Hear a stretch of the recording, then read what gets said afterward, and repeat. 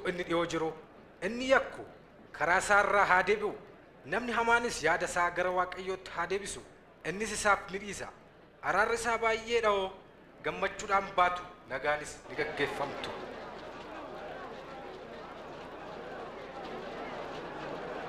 Lalame as dhufaa jira. Yesuusin kadhadhaan telefoon haa fayyisi. Gooftaa karaanaaf laafi. Waggaa 12 du'uuf jetti. Maaloo na wajjiniin kooti. Yaa yeroos nan gadda. Intalli kee duuteetti. Yesuusoo. Akkasumaan barsiisaa hin namaasin. Hin sodaatiin amani qofaa isheenis ni fayyiti.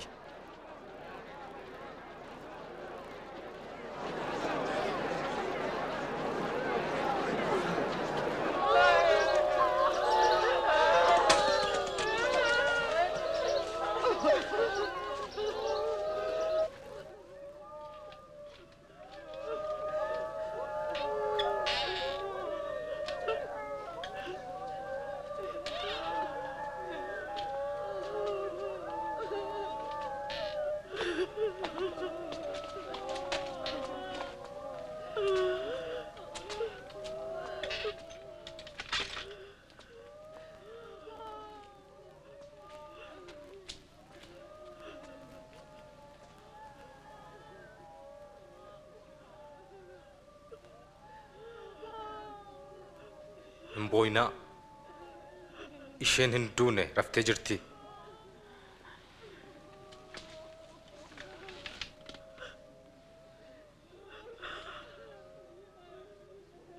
Intala kai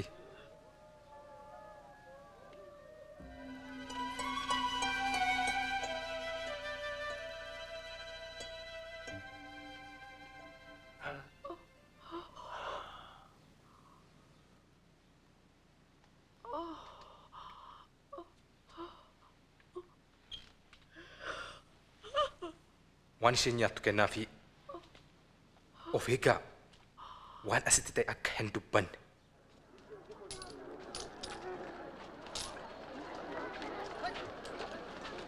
Kana booda si qaraxxuu Maatiyos Liwii jedhamu arge. Isaa karrarra taa'ee qaraxa fuudhu.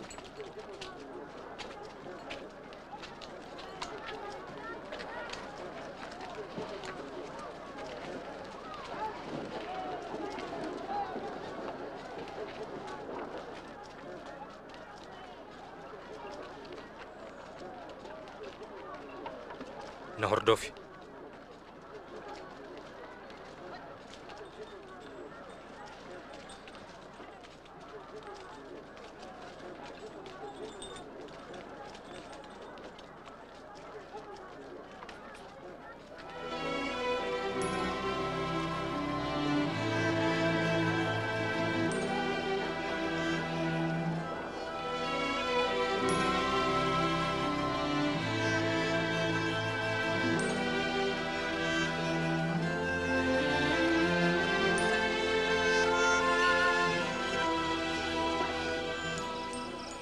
Yesuusis gara gaaraatti kadhachuuf ol ba'e.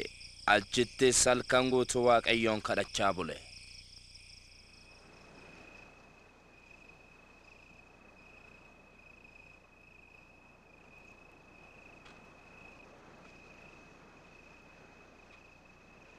Eega bari'ee hordoftoota isaa 12 nagaa gaafatee warra ergamootaas jedhee moggaase. Petros isa jedhamu Simoon,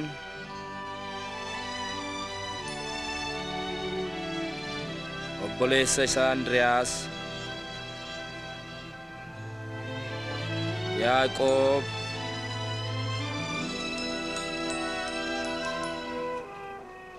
Yohannes, Filipos, Bertelemios, Maatiyos,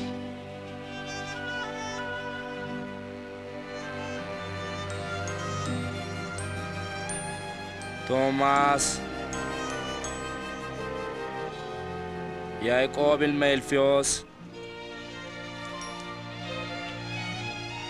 Sim'oon hinaafticha, Yihudaa obboleessa Yaaqoob, Asqortuu Yihudaa isa Yesuusin dabarsee kenne.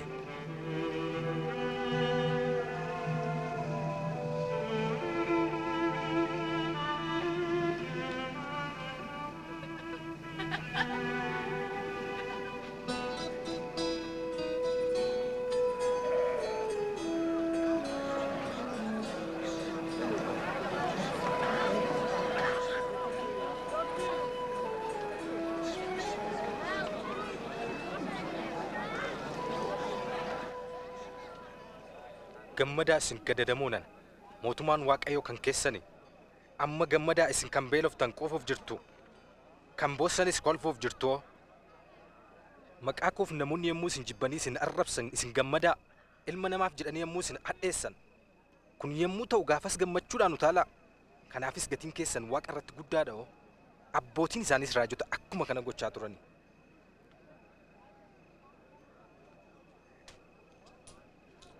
Ja'a, kudha torba, kudha saddeet, kudha sagal, digdama, ammanumaan qaba. Yeroo akkasitti maal jechuuf? Wayyoo isin warra dureessa taataniif qannoo keessaniif kan ta'u argattaniittu.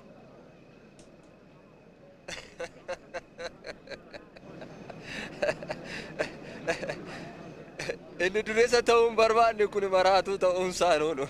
Wayyoo isin warra amma kofaltaniif wawwaachuuf ba'uuf jirtu. Wayyoo isiniif namoonni hundinuu yoo isin jajatan abbootiin keessanis raajota sobduu akkasuma gochaa turan yoo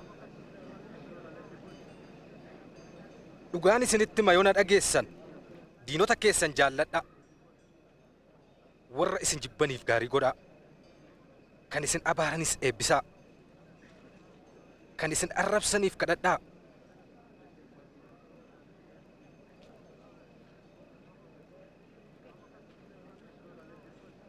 maddi kee gar tokko yoo si kabale isa tokko sitti qabi.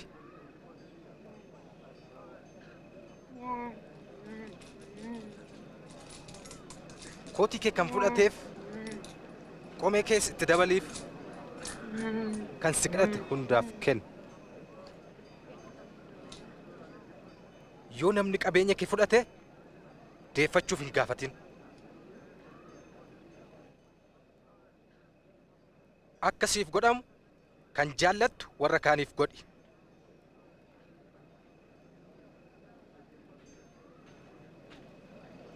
Warra sin jaallatan qofa yoo jaallattan galata maalii argattu?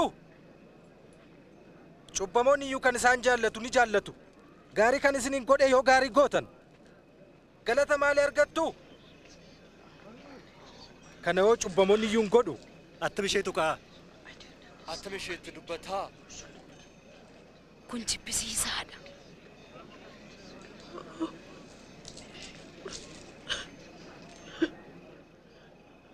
Miti. Diinota keessan jaalladhaa. Gaarii godhaa fi abdii tokko malee liqeessaa. Yeroosis gatiin keessan guddaa ta'a. Ijoollee Waaqayyo Abbaas jedhamtu. Inni galata hin qabneef hamootaaf iyyuu arjaadha. Ho'a qabeessa ta'a. Abbaan keessan ho'a qabeessaati. Yesuus nu maari. Hin murteessinaa isinitti murteeffamu. Yakka hin muranaa isinittis hin muramu. Dhiisaa isiniif dhiifama.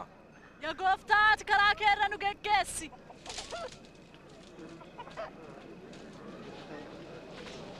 Kennaa isiniifis ni kennama. Safartuu safartanitti isiniif safarama. Jaamaan jaamaa geggeessuu hin danda'u. Yoo kana godhes lamaanuu bowwaatti kufu. Jirma of keessatti dhiiftee maaliif huuba ija obboleessa keetii keessaa laaltaa?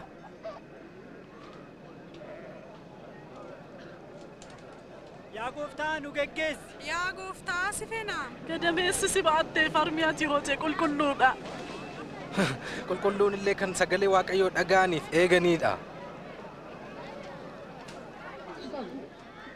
Namicha kana baruun barbaada. Tarii inni Masiidha jettee yaaddaa?